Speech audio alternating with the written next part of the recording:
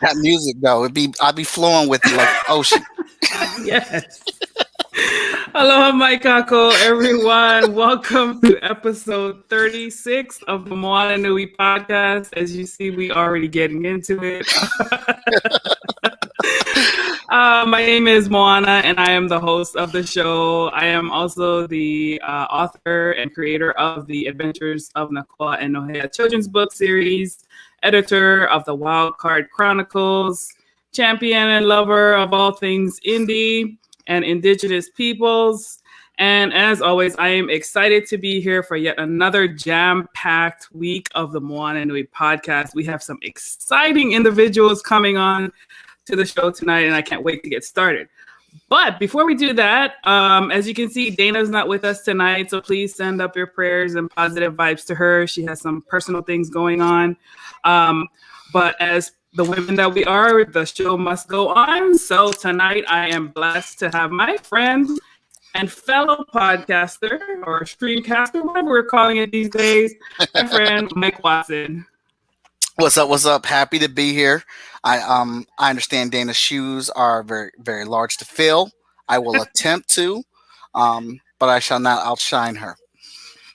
Yes. So Mike is also, he hasn't introduced himself properly, but he is the host of Chat and Draw. He's an amazing illustrator. And I'm gonna turn it over to him because he wants to help me share some new art that we're debuting tonight on the show. Yes. If you watch my show, Chat and Draw, Moana's been on there a few different times. And in her recent visit with Dana, we were doing some redesign of their logo. And I just kind of went kind of crazy and did some rebranding for her as well, because that's my sis and she deserves it.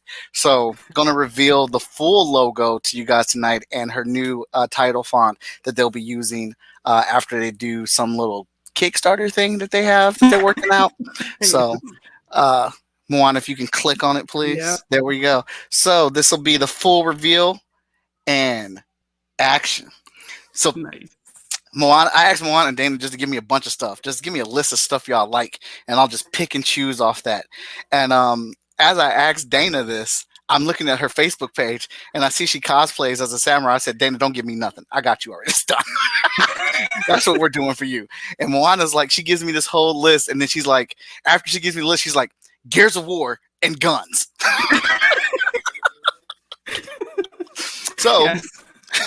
So I had to do Moana with Gears of War and some guns on there, dual wielding in this bad boy, because that's what I just believed that's what she would do. When it came down to it, she'd be dual wielding 2 chainsaw assault rifles. That's right. And Dana got not just regular katanas. Her katanas are lightsaber katanas. Yes. When crafting this, I wanted to make sure that even though I was comicizing them, that I still kept the essence of Moana's stream, which is all about, family. It's all about the ocean, the palm trees, Hawaii, that whole culture aspect, and, keep the sharks in there or whatnot with the tribal design on them, which I super, super love. So I can't take credit for the tribal design on the shark. I absolutely just redid that on this one. But I wanted to pull little aspects of it, and inking this bad boy was super fun because you probably can't tell. I did symmetry, so whatever I did on the left-hand side was immediately replicated on the left-hand side, vice versa. So this thing took a while to do. I'm not complaining about that. I just figured because I was drawing half of it and the other half was being drawn for me, it would go quick. It did not, but I think it's worth it. Moana and Dana were very happy with it or whatnot. And just going through this whole process is just fun, seeing all the decisions and things that we made, because I was keeping the sharks black with the tattoo tribal drawings or whatnot, but I ended up going more colorful with them and, doing some little comp sketches because I try to kill several birds with one stone. So I want Moana and Dana to be able to use this for multiple things, so I don't have to keep getting stuff made. So like I said, when I do a branding repackaging for somebody, I go all out. Yes, you do. Yes. And I love it because this actually captures the essence of the theme that we have going on tonight, which is like action and superheroes and, like martial arts and all the great things. So I absolutely love this, and I can't wait for more people to see it and to launch it officially on our Kickstarter coming up soon. Ooh. Yes.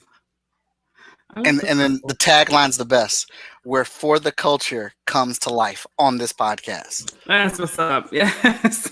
So that is, ladies and gentlemen, the new Moana Nui podcast logo. And as soon as this bad boy goes up as a shirt on the Kickstarter, I'm copping it. It's done. Absolutely, absolutely. So yeah, there's that. So can't wait to see this bad boy getting used. Alrighty. That's awesome. I like it with purple. Yeah, purple shirts. That's what I'm talking about. I try to keep those bright fluorescent colors on there for you. Yeah, I like it. I like it. The royal purple, it's all good. Alrighty. You want to click it down. You got access to that. Mm-hmm. All right. Alrighty, so let's bring on our guest. But before we do that, let me introduce him. Demetrius Angelo is a founder and executive producer of the Urban Action Showcase. After many years of resistance in the industry, especially when it came to multicultural heroic content, Demetrius founded ASC Productions and co-founded ASC Trooper Touch Entertainment so that he could produce content with heroic multicultural principal characters. This soon led to the realization that both the genre, as well as those who have been omitted, needed an outlet to celebrate, educate, encourage, and facilitate the multicultural achievements in the blockbuster genre of heroes. Demetrius is also a filmmaker and SAG-AFTRA stunt professional. As a member of the Marvel Cinematic Universe, he can be seen on season 1 of Luke Cage, as well as other hit shows like Blacklist and DC's Gotham. Demetrius continues to strive for excellence, both as an actor and as a producer. And one of Demetrius' most prized accomplishments to date has been facilitating the production of Sony's 30th anniversary Blu-ray of The Last Dragon, which is one of his favorite films of his youth and what he credits as a milestone in his pursuit of the action entertainment industry. And I think many of our listeners can relate that The Last Dragon is like one of the cornerstones of Black excellence in the action genre. So without further ado, let's bring Demetrius on. Hey, Demetrius. How are you today? What's up? What's up? Having me. I appreciate it. I would like to say I love the intro as well. You guys have the coolest stuff, man. I be trying to steal it, but I can't never catch up to y'all to steal nothing. Thank you. You know, Nuri, he's all about the excellence. So yes, anything he puts forward is gonna have his stank on it for sure. I agree.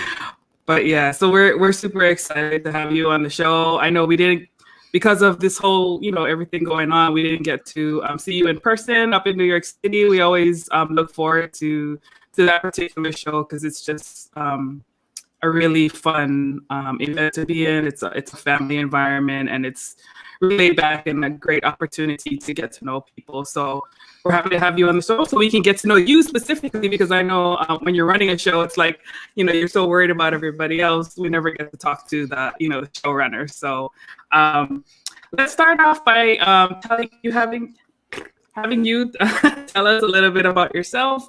Where'd you grow up, and how did your love for action and martial arts begin?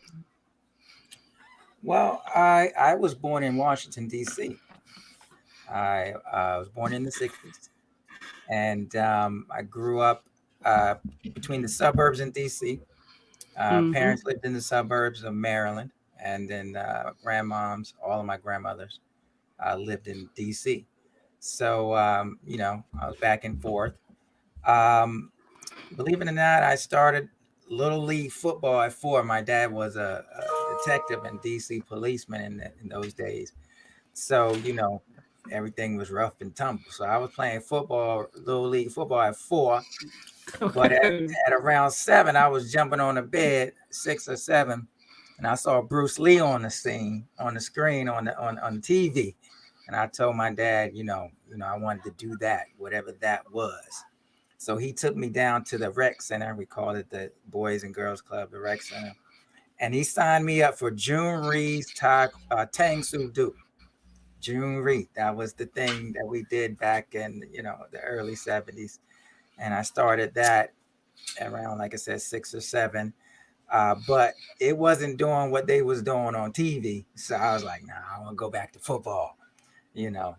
So, as most, a lot of parents, unfortunately, they got divorced. So when I was 10, my mom was like, oh, we need to do something with him. And the neighbor downstairs was, doing martial arts, but they were practicing outside and they had on black. I was like, oh, they ninjas. I was like, yeah, I want to be a ninja.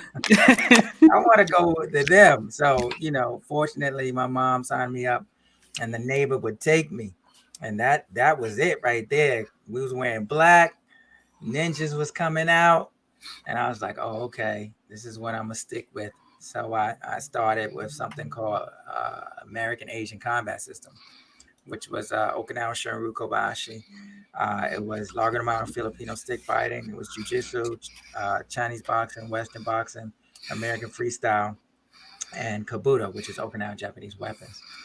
And, that was my thing, all the way through. But believe it or not, even in between that, go-go was our thing, DC go-go was the music. So I was playing the drums. So we started a band like Junkyard. I don't know if y'all know anything about that. But Junkyard would play on like pots and pans and cans, whatever. It didn't matter. So that's how we started off with our first band. And then I got the toy drum set and moved up. And then my dad finally, got me a real drum set. And then we was full-fledged with the band in those days. But between that and the martial arts, I stuck with that. My grandma was big in business, so I hung out with her a lot in DC, and I did a lot of business early and got a real, taste for entrepreneurship. So I credit her for that. And then, believe it or not, I actually left early. I graduated early. I left to come to New York when I was 17. And trying to find the last dragon. Really, that's really what I was trying to do, because I was like, I was going to go to California or New York. I was like, I'm going to New York because the last dragon's from New York. I'm coming up here. And believe it or not, I actually got to train with a lot of the dudes from the last dragon when I was 18. I don't know if y'all remember the Uptown Comedy Club that was on Channel 5. But before the Uptown Comedy Club was on TV, it was at the National Black Theater in Harlem. And the owners were, believe it or not, Kevin,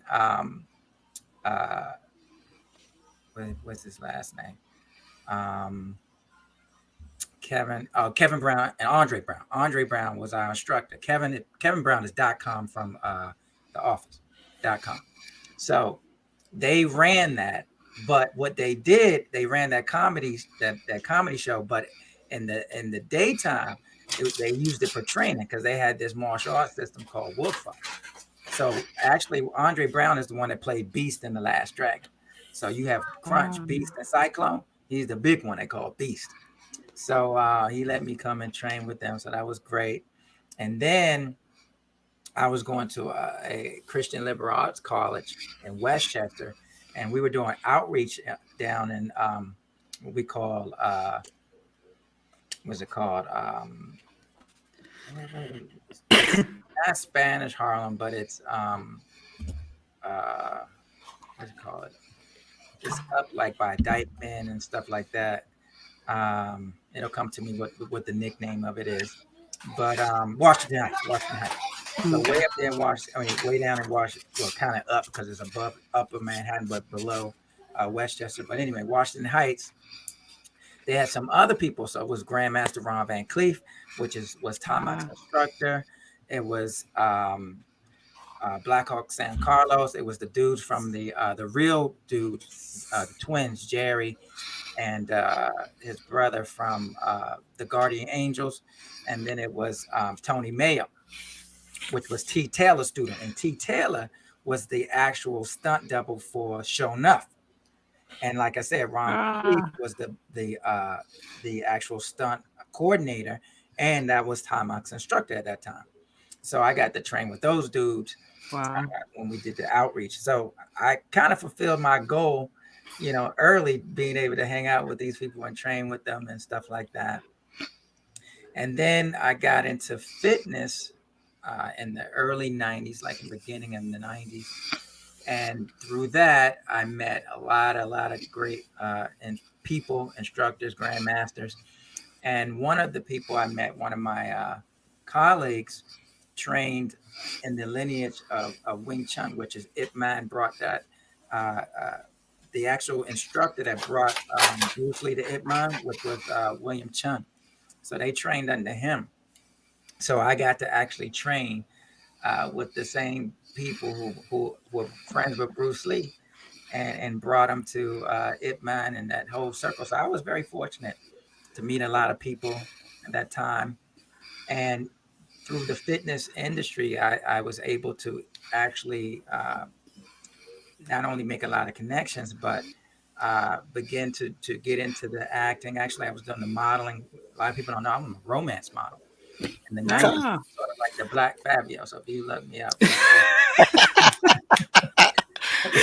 I did like 9 book covers back in the day. And I actually met Grandmaster Ron Van Cleef on set for a commercial again later on and re-hooked up with him. And he actually is the one that got me the HBO commercial that I did. If y'all remember back in the 90s, you could not get anything in Spanish without pushing that SAP button on the remote control. So that SAP button turned HBO into Spanish. But the commercial was the old school Kung Fu where, the dub doesn't match the voice. So trying to communicate with us and the mouth is moving and we don't understand. So we beat him up. And then, but when he can understand, he pushed that SAP button and he understood what was going on. Then he could beat us up. But anyway, that was my first introduction to HBO. And funny thing is, like 3 years later, I actually started working there. So, it's a real funny journey how everything just interconnected and so forth through actually martial arts and fitness and so forth. So fast forward, like I said, in the 90s, I was seeing that, people wasn't looking for me, at least a brother, with long hair, this, that, and other, worked out. They wasn't really looking for me. So I was like, okay. I was doing a lot of B movies at that time. I was like, you know what? That's when the digital revolution really started. So I was like, you know what? I can do this myself. So I hooked up with my partner from the martial arts, Lamar Wingster. He had just finished doing his first film, Throwback. And I was like, okay, let's do some films, but, let's make a difference and make some changes and make sure that we can, change the narrative by taking these what people would call stereotypes, right? Women, people of color, taking them out of the stereotype of thug and I guess you would call it damsel in distress and all that, and turn it around and make them the heroes. So that's what we did. We combined our companies. I had ASC Productions, he had Trooper Touch Entertainment, so we created ASC Trooper Touch Entertainment, and we started making films and doing Blu-rays and stuff like that, and doing Comic-Con in 2009, and we just grew from there. But being at HBO, we had a lot of film festivals that we would support, like American Black Film Festival, Urban World, and I saw that they wasn't really looking for no action stuff, really, and at least not from independents, in the sense of not from a school or something like that. I said, okay, how do I marry my Comic-Con experience with my film festival experience? And I got to thinking, and that's how I came up with the Urban Action Showcase in 2012. And fortunately, because of my relationship, I was able to pitch it and get it greenlit. And from each year, we were able to build and come to where we are now, which is actually year 9. Time waits for no man. And basically, that's how it all started. It sounds like it was it's definitely been a journey, but it's been a consistent journey, and I got to be grateful for it. I was able to meet you guys, which was wonderful, and meet more people the same mentality, that control the narrative mentality. Because if you don't, who will? And if you don't, somebody else will, and they're gonna tell their story. That's what his story is. It's their story. It ain't your story. It's his story or her story or their story, but it ain't your story. So you got to take time and control that narrative by telling your story. And that's what we're about. Urban Action Showcase celebrates diversity and multicultural achievements, specifically in the blockbuster action genre, bringing both access and awareness to heroes of color. Because at the end of the day, we all need reflections that are heroic and that are eclectic, right? Reflections that represent us and both our interests and our image. So that's what we do in a heroic way. And we've just been grateful to have the support of the action community. I got to be honest, from day one, they got on board. The martial arts community, because people don't realize that martial arts and action is like this. The first action started with martial artists. If you go back to the old kung fu films, you know what I'm saying? Everybody, even in the blaxploitation, everybody did martial arts. Fred the Hammer Williamson, black belt, he did martial arts. Jim Kelly, you know what I'm saying? Your first, I guess you could say Warner Brothers the first martial arts film to be produced by a major company, which was Warner Brothers at that time, was Enter the Dragon. Bruce Lee, Jim Kelly, John Jackson. So, Enter the Dragon was the truth. Yes, sir. It was. Yeah. So, martial arts, most of these action stars was real action heroes in those days. Chuck Norris, Bruce Lee, Jim Kelly, Ron Van Cleef from the 70s. He's the Black Dragon. You know what I'm saying? Michael John White, Fred the Hammer Williamson, even Wesley Snipes. So, we didn't really flip that script into action actors until really The Matrix. Before that, it was all real martial artists doing the action. I'm going to let y'all talk now. No. I was just going to say you brought up, Wesley Snipes and Blade. I mean, that was like what initially started the MCU, although there's, controversy around that. But like Blade was a Marvel property and that launched, the whole success of the Marvel universe. So I love that. No, I mean, that's absolutely right. I mean, I love Bruce Lee, but when I saw Enter the Dragon, I mean, I stopped and watched because Jim Kelly was in there. I was like, hold up now. we out here doing kicks. Okay. Yeah. And your boy was thorough. Like, he ain't taking no stuff. Bruce Lee bad because that's what he do. But then you saw Jim Kelly out there holding his own with Bruce Lee. I mean, that's what really got me to sit down and watch, Enter the Dragon or whatnot. And Moana's right. A lot of people don't want to give it credit, but Blade is the jump off for the MCU, whether people want to believe it or not. When Wesley Snipes walked in that room in that trench coat and them glasses and threw that blade and caught it in a circumference circle, the party got started, man. Yeah. Now, I think they may be upset because obviously Warner Brothers owns the franchise, right? TriStar, but the point is it's still a Marvel, it's still a Marvel franchise. It's when it comes to us, everybody always want to be controversial. I'm like, come on now, you already know what time it is. But, you know what I'm saying? Yes. People of color are being all the greatness. Listen, come look for me. I said it. Right. So what I want to ask you next is, and by the way, man, you talking is perfectly fine because I was just over here vibing, just listening to the whole story. You was opening it up, so you good. Let's start with something just a little bit fun. Clearly, you're passionate about the action and the fight choreography, and we see a lot of that in video games. What is your favorite fight in video game, and who's your favorite character, and why? Well, I'm older, so for me, let me show. Remember, I came from the TV tennis era. All we had is yes, and then we had electronic football was just a bunch of dots moving around that we got excited about. Right, it was just dots that moved actually side to side and forward, unless you was rich and had the good one that moved backwards, and then you got a little when you got your dot through. That was really the deal, right? Then y'all got Atari. Then you got Intellivision. Then you got, ColecoVision. Oh my God. So I didn't have no fighting. I had the fighting games that you was at the arcade. Yeah. So I had Street Fighter and I had obviously Mortal Kombat. So for me, Okay. again, it was about being a ninja. So now I gotta be honest, I couldn't play video games because I couldn't understand how to make it do what I knew how to do with a joystick and a button. But my favorite character was obviously Scorpion and Sub-Zero because they were ninjas. It was kind of that simple for me. Ain't nothing wrong with it, man. You got to go with what speaks to you. That's how you know you love it. Yeah. But I can't play for nothing. I can play me some Pac-Man though. I can play some Pac-Man. Yeah. Some Galaga. I can play some what was it called? The one is a Galaxy when you move it and shoot it, move it back and forth. Yeah, it was. Yeah. Galaga. I can play them. And Galaga. Yeah. Yeah, that's as far as I go when it comes to video games. Well, that's what's up, though.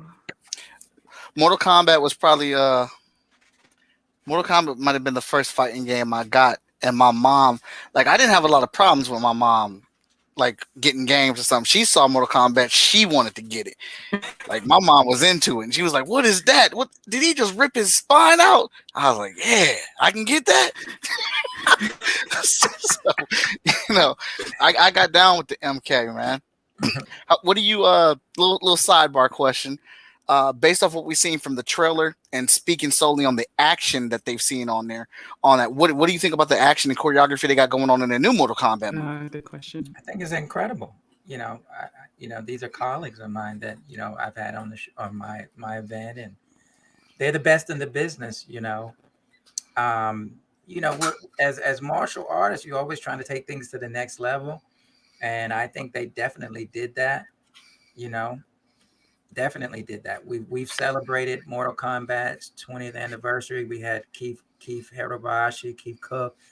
We've had Cary Tagawa, which was we've done that. So that's that. I'm definitely about the franchise, and I'm definitely about the new person. I'm definitely feeling the new Katana, the black girl. Feeling that. That was a nice twist for me. That was a nice twist. Yeah, I'm feeling it. I'm definitely feeling it. For sure. I better not say what I'm about to say. But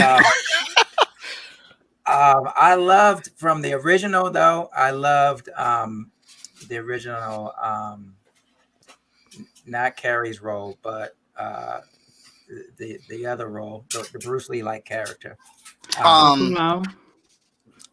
Yeah, not Johnny Cage, but Kunal.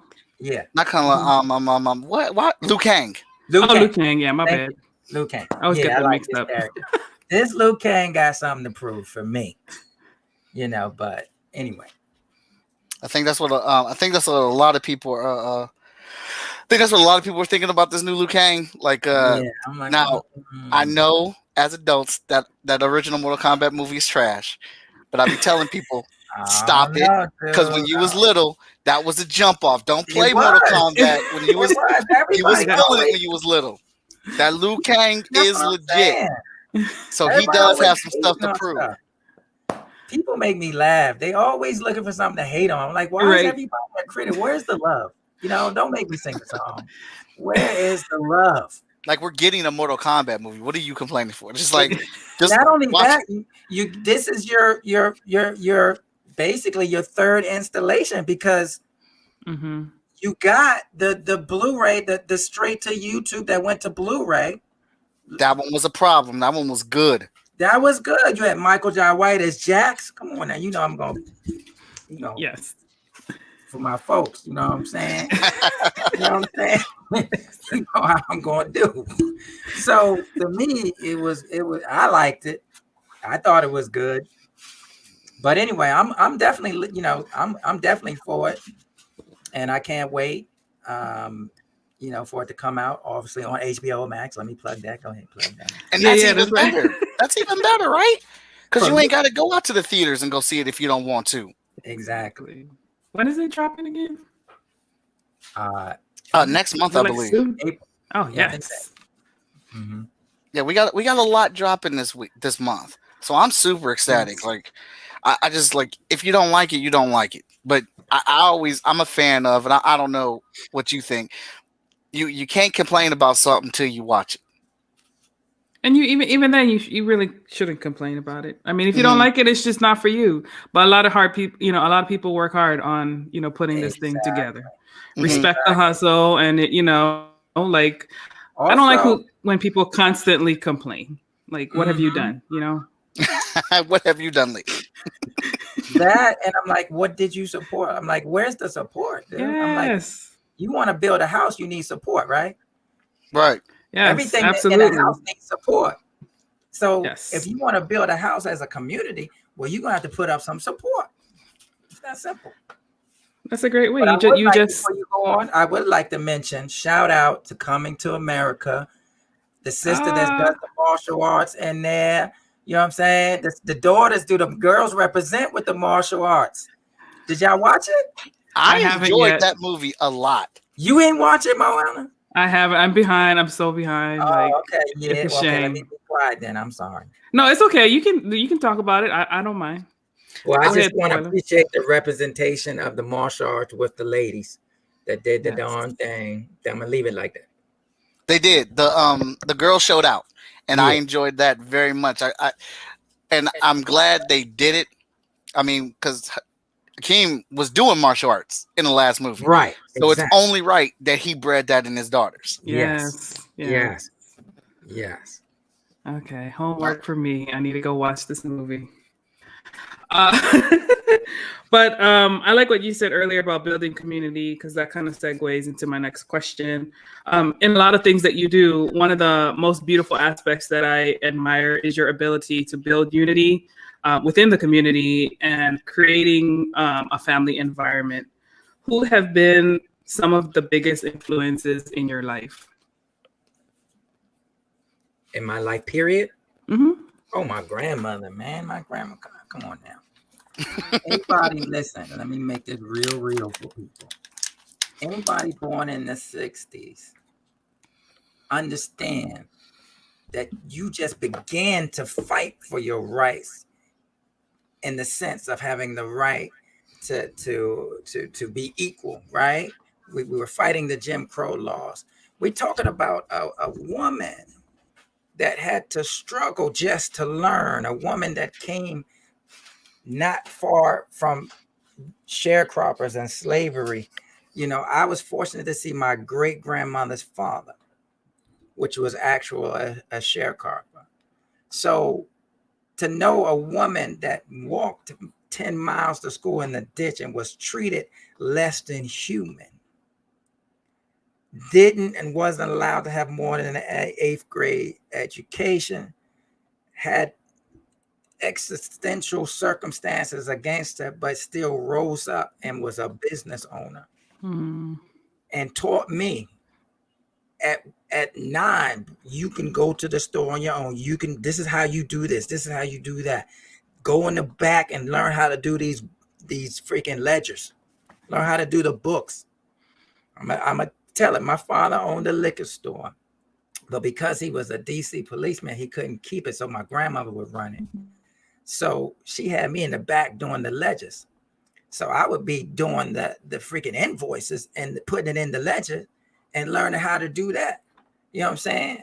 At 12. And then she had a deli that connected to the store, because you had the whole that's called a storefront, a corner, what you guys call a corner store, we call a storefront, but you have the whole floor. So in the back section, they had a deli. So she taught, what I'm saying, customer service, use the cash register, all that. But even before that, I remember when I was a baby, she had a restaurant. You know what I'm saying? I just remembered all the things she did with nothing and with everything against her.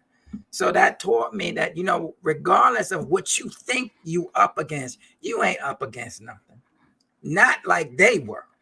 Right. You know what I'm saying? Not with what they had to take, rape and this, that, and the other.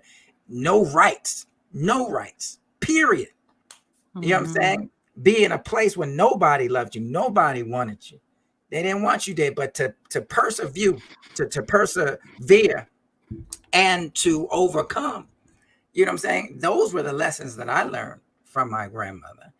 And by doing that, I've learned that even though life has had its ups and its downs, it has its trials and tribulations, it's nothing compared to what they went through so that I can overcome.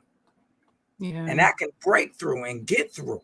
So I was like, that I gotta give the props to my grandma. That's awesome and super powerful. I totally agree. Like people these days, yes, we still have struggles, but it's nothing compared to what they went through before. And it's kind of what fuels me too. It's like, how can I not go for mine and do my best and strive for excellence? Not doing that is like a spitting in the face of my ancestors, right? Like, so it's a constant reminder and motivator for me too.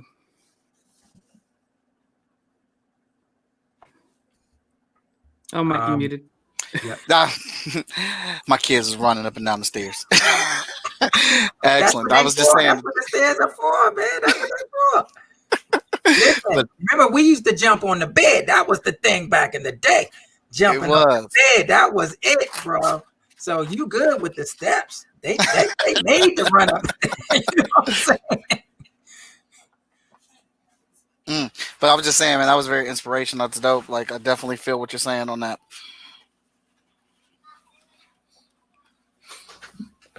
And so when it comes to action, there are so many classics to choose from.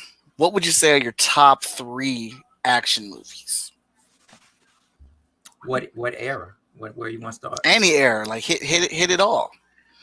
Well, of course, we gotta go 3 the hard way. Okay. Jim Brown, Jim Kelly, Richard Roundtree, Fred the Hammer Williamson. Come on now. That's what we going through now. 3 the hard way, baby. Okay. And then obviously the one for me, I feel like for the culture, what jump started the next generation that's not part of what you call the blaxploitation era. And if you don't know what that is, you're gonna have to do some research for folks who are watching. Mm-hmm. But anyway, it's going to be The Last Dragon. You like it or not? That's the first action superhero, if you can even call it a superhero film, that was not part of the blaxploitation era, that brought everything into the next generation. You had it was multicultural, right? Mm-hmm. You had a story that had several villains in it, right? You had comedy. You had Motown meets martial arts. You had Bruce Leroy catching bullets with his teeth. Come on now. You had The Glow. Y'all better stop playing. The Last Dragon. All right, so that's what start off the next era. And then after that, I'm gonna have to go to the indie with y'all with Raid. Probably Raid 2. Am I right about it? Raid 2. Come on, somebody. I feel like look right now. Raid 2. You see my face? I see. Raid 2 is ugly, boy. I tell you. Thank you, sir. Thank you. Ain't a pretty thing about Raid. Just gut busting, teeth kicking, fist hitting. Next level. You ain't seen nothing like that in mainstream. They can't even mess with that in the mainstream. No, they cannot. And now they trying to that's the one thing I don't like. They're trying to replicate it. I know, like they said, they're gonna make it. They're gonna make it. They copied it on. And remember, Dread when they did the remake of Dread, they copied the same thing. They copied the whole Raid 2, the whole building, Am I telling that right? You are. Keep copying the same scene. I'm like, dude, what y'all doing? Whatever. Said I'm done. I like my man. He agrees with the J.D. Smith, digital artist. He know what we talking about. Yeah. That was the first movie. Well, no, I lie. Your boy that did Ung Bak. He was the first one I saw.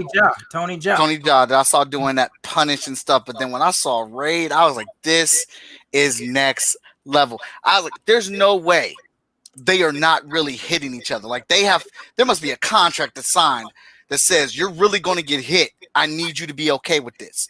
Because I just couldn't see how they were pulling it off.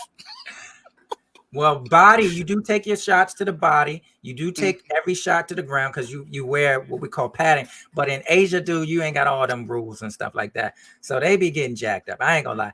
Asia, when you doing movies over there, be it Hong Kong, be it Thailand, be it Indonesia, you getting jacked up. So let me tell you the difference though between the two. Okay. On Bak is Muay Thai. That's Tony Jaa. That's Muay Thai.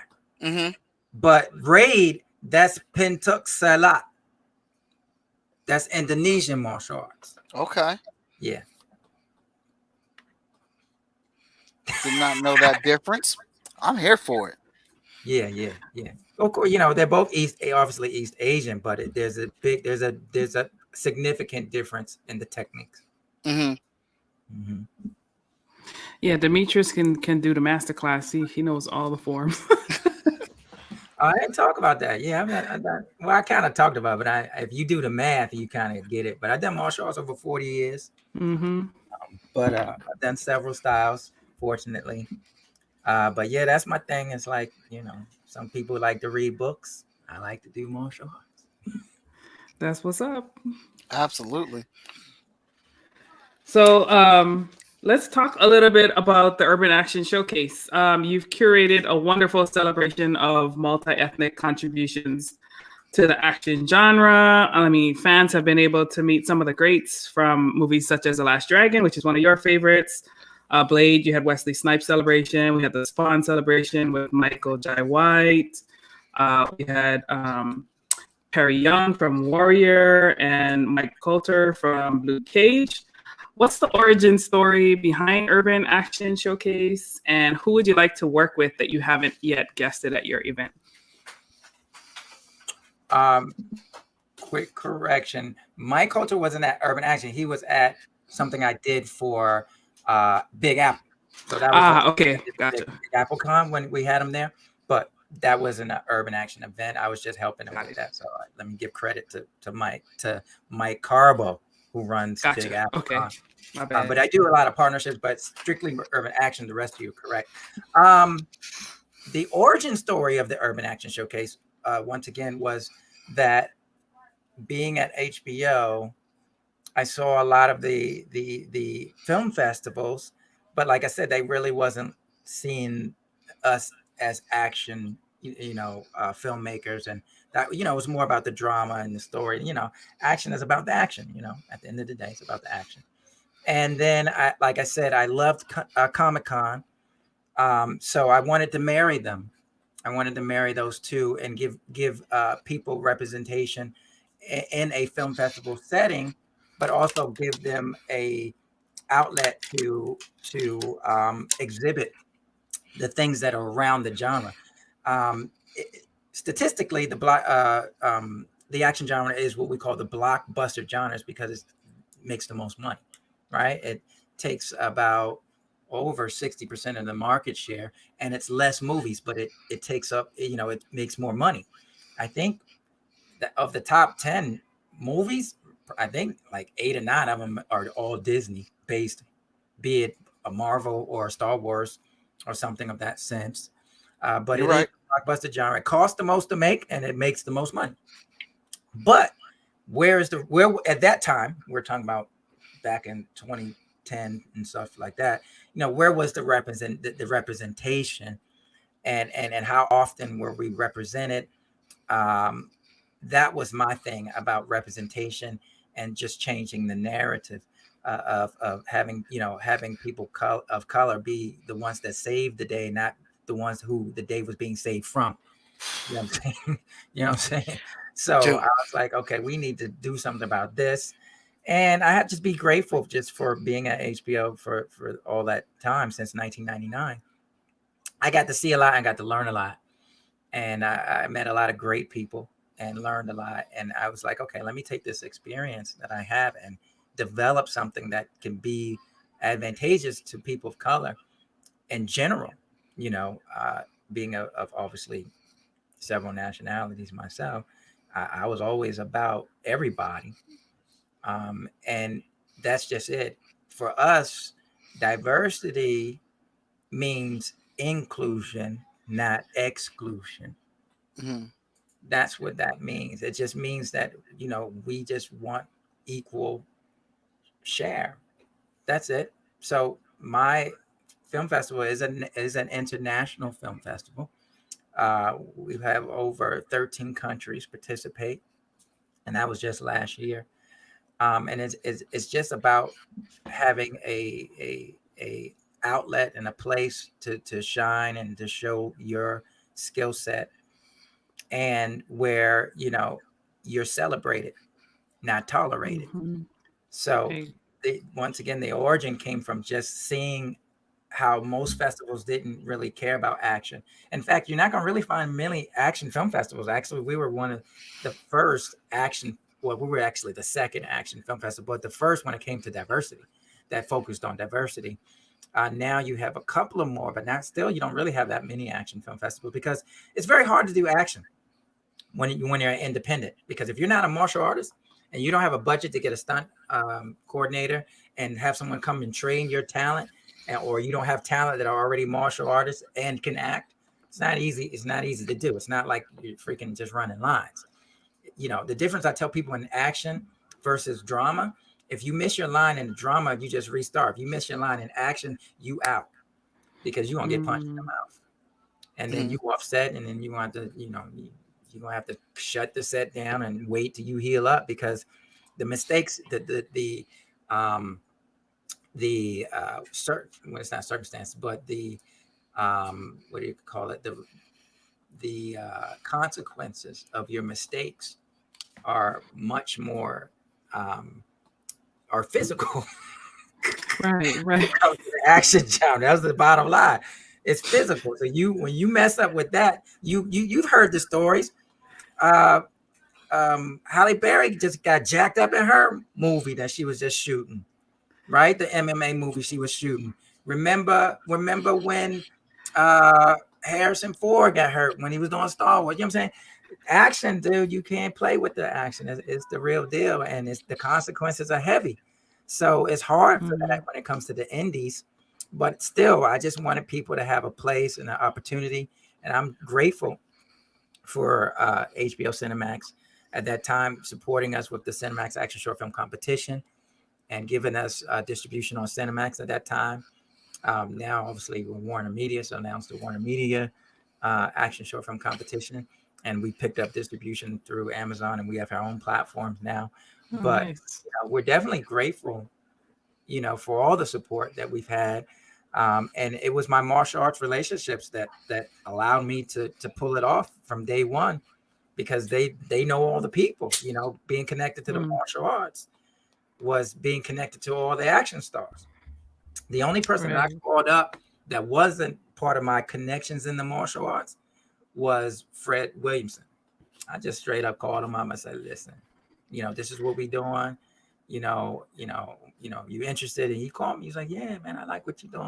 I'll be there to support you. I'm like, all right, thanks, sir. Appreciate it. That's what's up. I was all excited. But I got to be honest, it was my martial arts connections that got me everybody else. So it was this event that I used to go to back in the day. I used to always see and want to go to. It was called Martial Arts Mega Weekend. It was called Action Magazine Martial Arts Mega Weekend. Now, everybody used to be there. When I say everybody was there, we're talking about Michael Jai White. We're talking about who else was there? Bill Wallace. You know, everybody in the martial arts was there. So somehow he heard about I was about to do the showcase, and he came to see me at HBO, and he was like, yeah, let me know how I can help. I was like, yeah, well, you know, if you can vouch for me with Michael Jai White and, you know, stuff like that, that would be cool, because, you know, we really want him to come through. And he did that for me, because he vouched, because Mike was coming, Kelly Hu came, because they were both on Arrow at that time, because Kelly Hu was China White, right? And Michael Jai White was Bronze Tiger at that time on Arrow. So she came because he's like, okay, well, Mike's coming. I'll come, you know, because I was nobody. Ain't nobody know me. But it was a fortunate thing. And of course, Ron Van Cleef gave me Tom Mack's number. He said, yeah, call him up. Tell him I said, blah, blah, blah, whatever. Okay. So Tom Mack was like, okay, yeah, I like what you're doing. I'll do it also. So that was cool. And then who else? At that time, .com came, because don't forget I told you I used to train with them. Andre Brown, all those people from The Last Dragon. It was called Wolf Fox back in the day, martial arts called Wolf Fox. But anyway, you know, he came. A lot of people came through because of the martial arts. So I'm just grateful for that martial arts connection, which really put me up and put me over to be able to build. People need to realize that you need, you know, obviously you need to believe in yourself, but you need to be able to have something that people believe in. Yeah. To want to support you, because as much as you can do on your own, at the end of the day, it's about, like you said, community. It's about people. It's about coming together and raising your standards as a people. So that's how it all happened. That's awesome. We have one question from JD, which I like. How do you feel about seeing more and more retired and still young MMA fighters starting to pop up more in action movies? Well, that's obviously how it always happened. Chuck Norris was a champion, tournament champion, right? A lot of these martial artists, I mean, a lot of these action stars, they come from the martial arts realm. They used to go to tournaments to find these people. That's what they did. They did studios and stuff. They would go to these martial arts tournaments to find these people. You know, that's how they found Bruce Lee at the Long Beach International.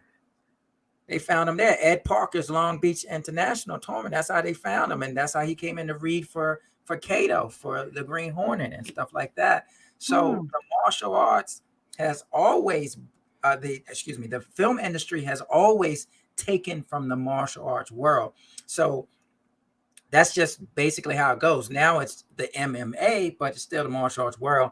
And yeah, that's what they do. That's you know, they want what they want what's relevant. They want what's legit. You know what I'm saying?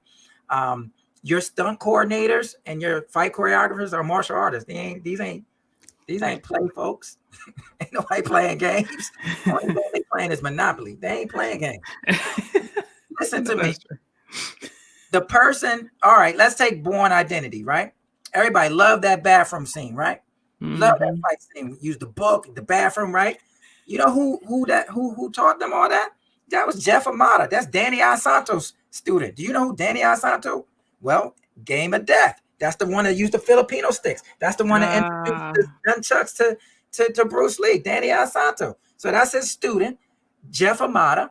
They're the ones that taught what's the blonde hair boy name? Matt Damon.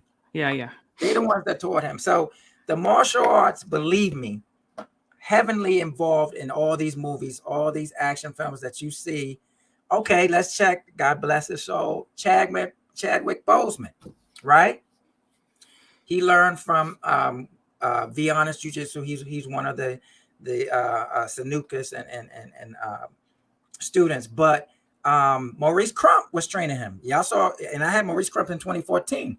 Look him up, Maurice Crump. He's the one in Armbach 2, the brother in Armbach 2 who fights Tony Jaa. So so Maurice Crump was training Chadwick Boseman, but Chadwick Boseman was already a martial artist. People who are martial artists know that, but regular fans may not know that. He's already a martial artist. So basically, Maurice Crump was taking his martial arts to a different level for what they needed to know for the techniques for this film, right? So yeah, it's just part of it. It's interconnected. It's really not far from it, because the people you fight in these roles are martial artists. To his credit, if you look at the person who fought Captain America and who was that? It was John Pierre. Oh yeah, they called him the jumper, the jumper guy, or whatnot. But John Pierre, what do we call? What's his name? Anyway, he was an MMA champion from the St. George Pierre. Yeah. Thank you, George St. Pierre. Eddie Smith. George St. Pierre. Thank you, brother. Yes. So yeah. So you know what I'm saying? Yeah, he was a martial artist, brother. Absolutely. Yeah. I was I was talking about some action movies and whatnot, even though I'm not a fighter. I know I look like I'm one, but just an artist. um, I was disappointed that Gal Gadot got picked as Wonder Woman. I've always been a fan of Gina Carano, and her movie Hardwire. Oh my goodness! Haywire, yeah. Haywire, yeah. My goodness, her scenes in that. I mean, she beat up like 5 of the biggest male stars in that movie, and it was convincing. Like, dude had to pour coffee in her face to try to get an edge up on her, and she still lit him up. I was like, that's Wonder Woman. She's got the she was already in the MCU. Remember, she was was she in she's in what's his name with the mask? Deadpool 1. Oh yeah, that's right. Yeah. It's hard. The only person that's really crossed over was Ryan Reynolds. Mm-hmm. He's the only person that crossed over and did everything. He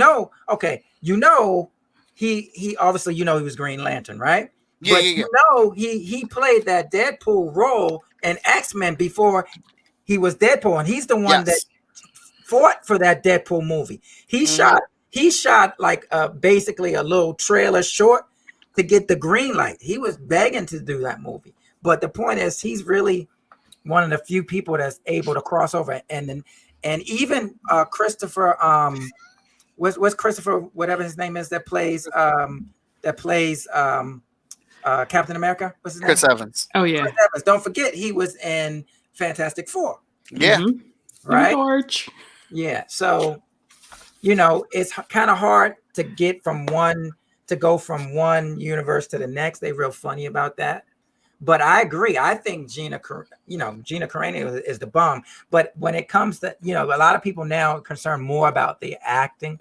Mm-hmm. They figure we can fake enough of the action and get the stunt doubles to do it to make it work. You know what I'm saying? So yeah, I get it, but I just knew in my head, you put the right director with her, she can pull it off. Because to me, Wonder Woman was always Gina Carano's build. She was always a thicker person. Yep. She was an Amazon. She's a warrior. Mm-hmm. And don't get me wrong, Gal Gadot did her thing. I'm not knocking her. I just I have my preference. Right. Gina hits people in the face, and I believe it. Because she used to hit people in the face. Right. She has that swagger. And they used to compare her to what's the supermodel's name? The supermodel with the mole. Oh, Crawford. Cindy Crawford. Cindy, yeah. Yeah, she was like the Cindy Crawford of MMA. Really? So, he agreed. Yeah. Yeah, JD is on it. I like JD. Yeah, he be watching us all the time. Yeah, I appreciate that, brother, man. He knows something. Yeah, he like people that know something, because a lot of folks be trying to be backseat drivers, ain't even in the car. Mm-hmm. and JD, you're not gonna regret that rental, man. Like that movie was good, man. She did her thing in it. Oh yeah, absolutely. She definitely did her thing. But I'm glad that she got picked up for. I'm sad that they fired her, but I'm glad she got picked up for The Mandalorian. She was. Mm-hmm. I love her. Yeah. I don't know. You can't say nothing these days. I'm like, everybody ain't gonna agree with you. Listen, everybody ain't gonna agree with you. You have to appreciate people's opinion, because that's what it is. Yeah. It's their opinion, and that's their personal opinion, and you are entitled to it. I don't expect everybody to agree with me, and you shouldn't have to for you to have a job. You know what I'm saying? To me, it's a little bit too extra with you can't say nothing. Mm-hmm. Get fired. You just boom. Oh, you out. It's touch and go. Yeah. Yeah. All righty. So we're coming to the end. So I have to ask this question because it's the one I was most excited about. So one of the things I discovered over the years of our friendship is that you played a part in Michael Jackson's music video, They Don't Really Care About Us. Yeah. How did that opportunity come about, and what was it like working with the King of Pop? Man, I tell you, that was a blessing. I was, like I said, back in the day, I was modeling and I was doing some commercial work, and I got the call to come down and audition for that video. And this is the original Spike Lee, the one that got pulled because I hope I don't disrespect nobody, but because the original song said "Kike me, dike me, do me, Jew me," right? They got upset and they pulled that version, and that was the original version that we did in the jail Mm-hmm. Jail is not real jail, right? We were in Silver Cup Studios over there in Long Island. But anyway, Spike Lee. But anyway, you had to go there and audition. You had to audition, and that famous choreographer, I forgot her name, but she was the one that was auditioning us. And each section that you saw us in, you had to audition for that. It wasn't no one and go. You had to audition for every section that you were in. So I was grateful to make both sections, and I was very grateful to sit in front of Michael Jackson himself. Yep, right in front. And I got to tell you, that took all my martial arts training, because you got to realize, for people of color growing up in the 70s, that Jackson 5 cartoon, that was it. That was us. Yeah. You know what I'm saying? Michael Jackson, I wanna rock with you. You know what I'm saying? Junior Jackson 5, that was it. You know what I'm saying? It was all about Michael Jackson. So that was me, childhood, seeing, you know what I'm saying, right in front of my face. So, and having to do the choreography in front of him, people understand that brother is electric. It ain't no joke. He a regular person while he talking, but as soon as action is it's a transformation that literally happens in front of your face. And I can't explain that. The best way I can explain that is for you to go back and watch that Oprah interview long time ago, when he was sitting on the stage and just talking like a regular person, right? But as soon as she asked him to do something, boom, that performer jumped in. It's like something jumps in your body. Just another person comes and boom. Literally, that's what happens. So we talking like regular people talking about stuff. All of a sudden, action, boom. That's Michael Jackson in front of you. You better not mess it up, because you sitting there. Also, don't think what you saw is not what you saw. The only people in that room were the people that's sitting at that table. All them people wasn't in that room. Them people didn't come into that room until the wide shot at the end. You in there by yourself, is you them few people at that table with Michael Jackson in front of your face. Dude, that was all martial arts right there. Nothing but martial arts. Then after that, that's when everybody else, after you did your parts, then everybody else come in and this, that, and that. But you got to do it over and over and over and over and over, you know. And then you working with Spike Lee too, with Spike Lee. Right.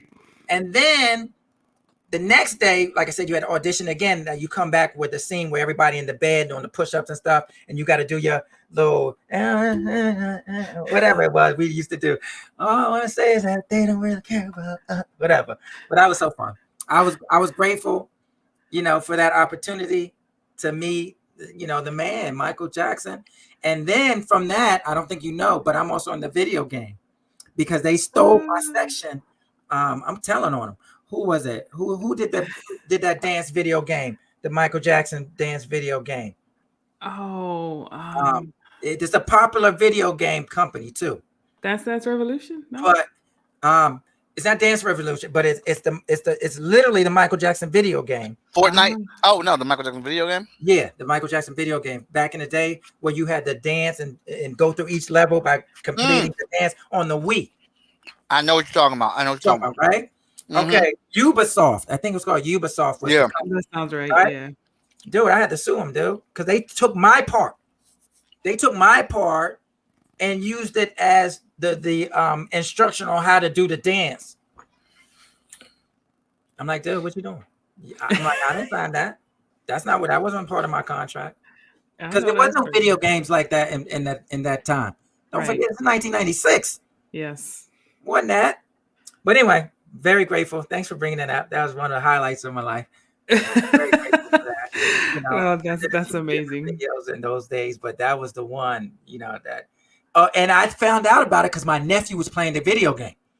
He called me up, said, "Oh, Uncle Demetrius in this video game." I was like, "What you talking about? You know, Uncle Demetrius ain't no video game." So they looked and they said, "Oh shoot!" They called me up. Yo, you in the video? I'm like, okay, let me find out. And you know, I ain't had no game console. So I had to have my nephew put it in his game console so he can look at it and show it to me. And sure enough, it was. I was like, all right. I got them. I got you. Oh, well, that's amazing. I mean, you've had so many just like amazing experiences. Like I could just sit here all day and be like, this is so cool. Like I love that you know, like you bring up stories that it's a little bit of a trip down memory lane. And yeah, it's been fun. You're one of my new favorite people, man. Off rip. I appreciate you, bro. I was watching you on that other thing. Yo, she had the go-tos up on the joint. She had Greg. She had what's my sister name from that do Black Panther? She had you. AFTRA, yeah. Yeah, she had you. I'm like, yo, these people don't even answer the phone when I call. I'm calling from Warner Brothers. They ain't answering the phone for me. Well, you already know it's the connections, right? I'm like, well, she got everybody. I saw this brother on there just doing his thing. You know what I'm saying? He ain't had to check his drink with him that time, but he was doing his thing and stuff. You know what I'm saying? I'm like, okay. Yes. No, and we've been having so much fun, you know, with the podcast, just bringing people together and like you do, you know, like highlighting all the multi-ethnic contributions from different industries and professions and occupations and everything. So I really enjoy it. It's fun for me and I love my peoples. So it's my chance to give you all the shine. Well, on that note, go see Raya. Yes. Yes, I can't wait. Oh, yes. Philippines in the house. That's my first instructor. That's baby. You know what I'm saying? So yeah, definitely go see that, man. You got to support the people. Well, yeah, of course. I mean, I'm Filipino too, so yes, absolutely. Oh, I didn't know that. Yeah, that's good. That's part of my culture. My grandfather was from the Philippines. Yep. I'm so excited. So, thank you so much. Where can people find you online? Because I know you got the virtual expo up. Tell people about that. Oh, thank you. UrbanActionShowcase.com. And if you go to the tab that says Virtual Expo, you can see it. It's an actual 3D experience that we did for all the supporters from 2020. Now we're VR, so we can use the Oculus glasses as well. Nice. But you don't have to. I don't know if I can show it real quick, but I can show you. You can just you know, walk around, do anything you want to inside that space. And it's really cool because it's an immersive experience. And it's single user experience. So you can have thousands of people in there enjoying it at one time and you're not disturbing anyone. But UrbanActionShowcase.com. On social media, same thing, Urban Action Showcase. And then of course, on or if you want to just find me on social media, Demetrius Angelo. That's it. Now, it ain't no guarantee I'm going to answer because I don't really be looking like that. I just, I'm just there to say hey and show you what other people's doing. I ain't got much going on with me. He lied, y'all. He lied. No, I'm an aggregator. I'm just about putting the people out there and just showing them, hey, there is an option. You do have a choice. That's a whole lot going on. These people are doing this, that, and the other. But I hope, next year, I'm gonna stay virtual this year again, but I'm hoping we get it together so that in 2022 we can come together without fear and safely and not be nervous. Definitely. I mean, because like she said, that our atmosphere is very family oriented. It's like a family reunion with all the families you like, Uncle, Aunt Bunny, Uncle Junior, all them folks, everybody that you like in the family. That's kind of the atmosphere we got. Yes. So it's nothing but love. So it's really no social distancing. So we can't social distance in my event. So there's no way that I can even pretend that we could. Mm-hmm. So I'll have to wait to 2022 and hope that everything is, copacetic with, with the vaccines or whatever is going on and pray that we can just come together. Because that's really what I miss. Just coming together with the physical, coming together with the people. Yeah, absolutely. And I'm hoping to see, obviously, this brother that I've never met in real life. Yes. But I hope people take it seriously. This is still a real situation. Do what you're supposed to do. Wear your mask and it boosts up your immune system. If you're not in vaccines, boost your immune system. Absolutely. Alrighty. Well, thank you so much, Demetrius, for being with us tonight. It was a pleasure to be able to speak with you. And thanks, Mike, for being my co-host tonight. For those who are watching, please be sure to follow us on Instagram and YouTube and Twitch at Moana Nui Podcast. Hit the subscribe button, follow us, and share it out with your friends. Let them know, like a lot of people say that they want more Black content, more Indigenous content, more people of color. It's out here. We're trying to bring it to you. So spread the word. And with that said, I hope everyone is safe and healthy.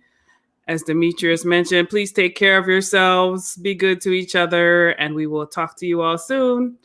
Aloha, malama pono, ahui ho.